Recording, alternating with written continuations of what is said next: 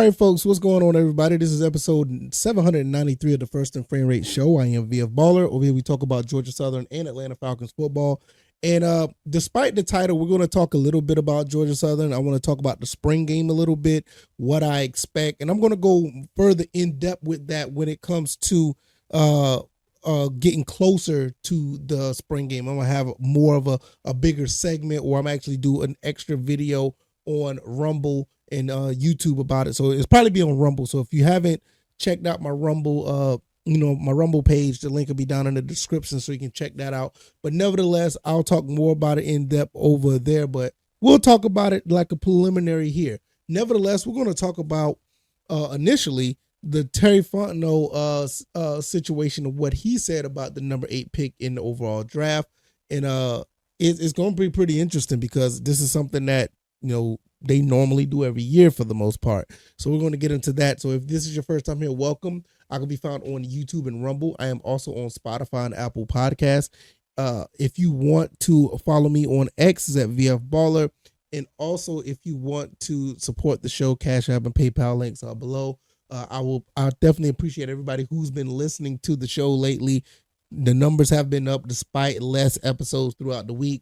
I kind of felt like this is a better format for me to do once a week and have some videos in between the week. It gives me more of a creativity bubble to expand in. It's not like everything it has to be said right away, because a lot of this stuff, to be honest, guys, I really feel like it can get really redundant, saying things day in and day out. And I kind of understand how some do other podcasts. They kind of stretch them out, not necessarily having to say something every day, but when something do come up, be locked in on the YouTube and Rumble channels. That's where anything happens throughout the week. I would definitely do a video on those, but the podcast is every week. So hopefully you guys are enjoying the show, and let's get right into it. Once again, our great guys over here at the Falcon Report on SI.com. I always talk about these guys. I highly recommend you go over to that website, look at the articles for the Falcons Report, and read them. Most of the time, those guys are very, very honest and unbiased, and they're very fair on some of the things that they say.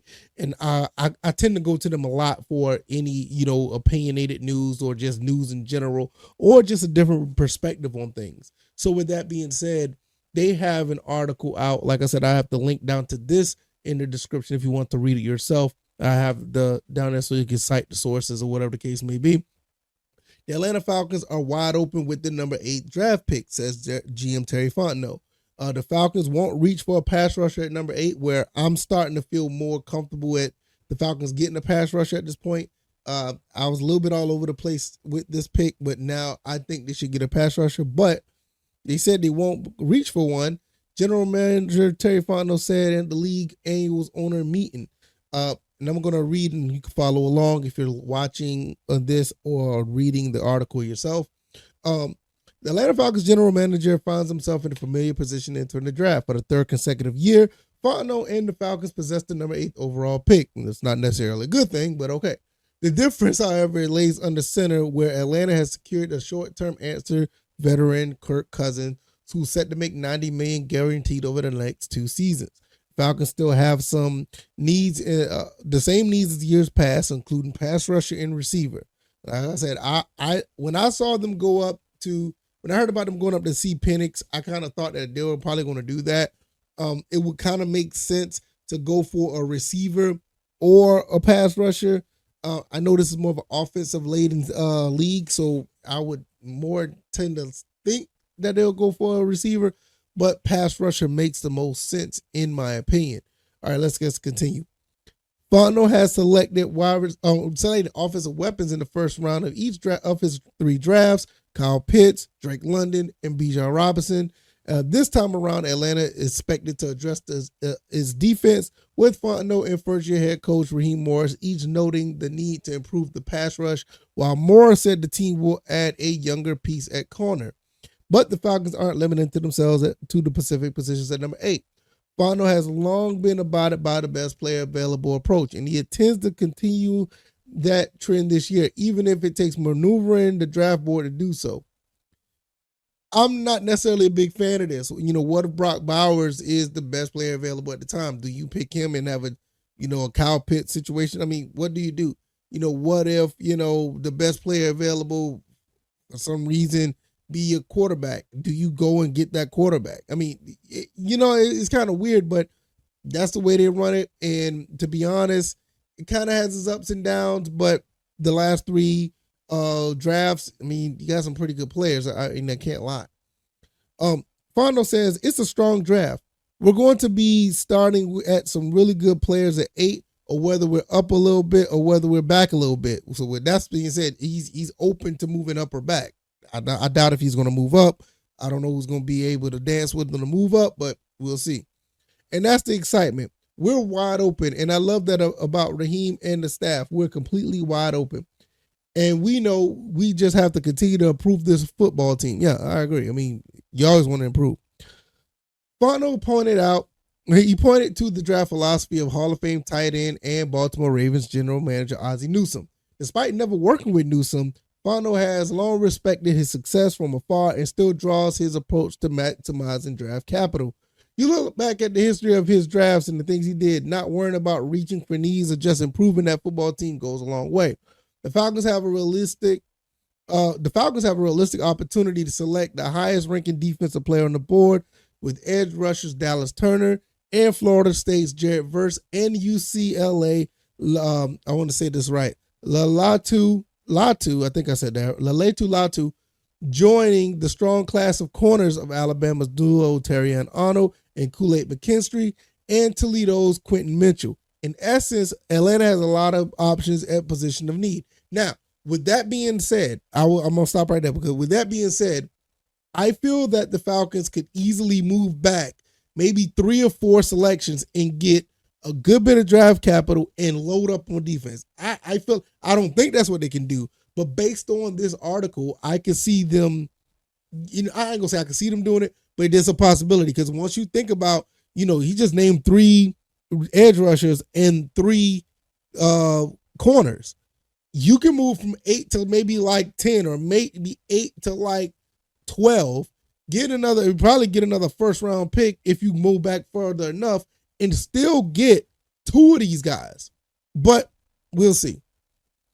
Fontenot considers pressure players will be outside linebackers or defensive ends or defensive tackles to be a premium. He's also aware of the dangers that come with reaching on such players. The awareness that has led Atlanta to select the aforementioned trio of first-round offensive weapons of each of Fontenot's first 3 drafts, and it will continue shaping the team thought process entering day 1 of this year's event. When you look at the history of drafts, you can look at a lot of times like, okay, we really need a pressure player, so you may get that. But we can look at back drafts where someone reached on a pressure player and left some really good football players on the board at that position. Yeah, I mean, that is true. I mean, there's time, and in some cases, he's probably talking about the situation with him not even being here and going for Takk McKinley, or going for, let's say, Vic Beasley. Those type of positions, I mean, it happens, and you turn around and you have like these other guys who are picked in the 3rd, 4th round. They end up being the top rusher of the entire, NFL, 3-4 years later. So yeah, I mean, it's a possibility. The Falcons brass hasn't spared any secrets. They've expressed interest in adding another quarterback, a cornerback, and a pass rusher. Yeah, and they kind of moved. I don't think they even talked about wide receiver, to be honest. Likely at all various points in the draft. It's not a matter of if, but when. Across the 7 rounds on from April 25th through the 27th. That's the day of the draft, the 25th through the 27th. Fontenot and Mars will ultimately dictate that answer, but for now, they're still working towards figuring out themselves.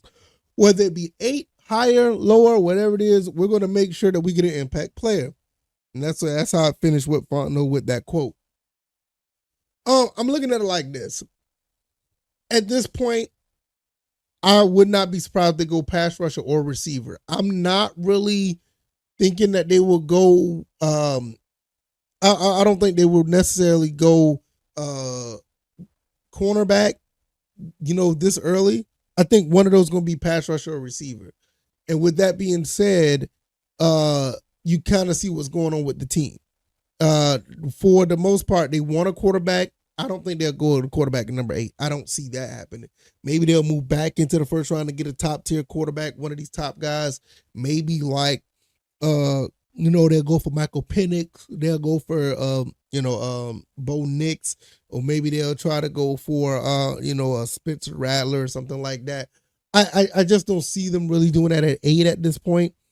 Even though that there is some suggestion that they may, you don't fly all the way up to Seattle to talk to Penix and think that you're going to get him at 43 or 47 or something like that. It just doesn't work out that way, because it's just too much of a risk. Unless if you actually know that he's going to fall that far, you will probably want to try to get him at 8 if you're going to fly all the way up there to do that. So that's what gives me a cause to pause on that end. But for the most part, I really feel that the Falcons should go ahead and get you a pass rusher. Go get Verse. Go get Turner at number 8. Double back into the draft later. Or even if you think you can still get these guys at, let's say, 15 or something, or if you can get them at 13, move back, get some draft capital, and try to get, a couple of guys that are willing to, that means a couple of guys that's willing to play right away for the Falcons. Or you can go ahead and go to number 8, take your 43, and try to move back into the first round. I'm going to be honest, depends on the player. If you do that and move back into the first round and give up a first for next year, it might not be a bad look if you do it that way, and you'll still get 2 good players in the first round. And let's say, for instance, for the rest of the draft, you can still keep your picks for this year, and you may not have a first round pick for next year. But for all intents and purposes, you're baking that first round pick will probably be like in the late 20s or in the 30s. If you're that good and you are getting that far in the playoffs, and your draft pick is all the way like 29, 30, 31, 32, you're not losing anything. You actually absolutely won in that trade. So I know that's what they're looking for. I would not be surprised if they try to do that. And at the end of the day, that's what, that's basically what it's all about. You're trying to win games. You're basically trying to win games. You can see how it goes. So we'll just go ahead and end it on there when it comes to that. But I'm going to talk about the the Georgia Southern Eagles spring game coming up. What do I expect? Honestly, when it comes to the Georgia Southern Eagles, I'm not expecting much, but I would like to see some safer passes when it comes to the passing game. I want to see like some good, efficient, short, safe passes. I don't want to see like passes in coverage. I want to see some guys run some routes to get open, and we can get a good 7-yard pass, and that can go for maybe 20. Something really simple. With the running game, I actually want to see a balanced attack this go around. A lot of us for the past couple of years seen a very a very pass heavy offense where guys like Jalen White, guys like O.J. Arnold, guys like Terrence Gibbs really didn't get a chance, or Badinga really didn't get a chance to show off their talents. These are some guys that are in the backfield that can break away any defense at any time. So I would like to see this offense to be sort of an offense that starts with the run to set up the pass, or at least start with the short pass to set up the run. I don't want to see something that's total top heavy where it's like 70%, 80% passing, and you just not getting anywhere because you're so, living and dying by the sword of the passing game. On defense, if we can stop this, I would like to see the defense get some good stops at times. You kind of get a good balance of both, where you want to see the offense do well, but you want to see the defense do good as well. So I want to see the defense basically get some crucial stops at certain times. I want to see, to be honest, I don't care if it's even bend but don't break defense. Some guys that at the end of the day know that when they need to get a stop, they'll get one. I don't want to see guys out there that's just, trying to play defense and they're not getting the right execution out there. To be honest, what I would like to see, for the most part, I want to see the offense have to work to get a score, and I want to see the defense work hard to stop them. And if they're able to stop them, then you kind of know what you got.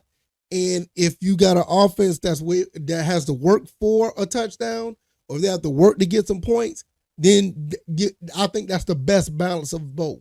I want to see the offense work their behind off to get into the end zone. I want the defense to test them and push them to the limit, and I want the defense to give it their all. Not necessarily because, like I said, it's still a spring game, but I want to see them make that offense work as hard as they can to score. If you get those two things going, I think we'll be in a good shape for the upcoming season. But nevertheless, it is the spring game. You're going to see some type of talent out there. Who's what? Who's who could be the guy to look out for the beginning of the season. But you're not going to see everything. But I just want to see those guys work hard and make each other work hard to get the what they want to do. Make them work hard for a touchdown and make the defense, be on their toes at every step of the way. So that's pretty much it. I'm going to talk about that more throughout the week. So if you want to follow me on Rumble or subscribe to the channel on YouTube, that would be absolutely awesome. I'll have more content that's outside of the realm of the podcast. So if you like this commentary, hit the like button, share this podcast, subscribe to the channel, follow me on Rumble if you haven't already. Let me know what you guys think about both of these situations. Does Terry Fontenot, is he going to be the guy that moves some things around on the draft board to get the right players? Are they going to go pass rush or whatever the case may be? And what do you feel about Georgia Southern? Do you want to see more of a balanced attack? You want to see both of these entities work hard to get the best success out of each other? Let me know what you guys think. I can be found on Spotify and Apple Podcasts. You already know I'm on YouTube and Rumble. And you can follow me on X at VFBaller. Cash App and PayPal links are below if you want to support the show. I'm going to get up out of here. Thank you guys for all the support. I will see you guys on the next one. Y'all take it easy and y'all be blessed. Peace.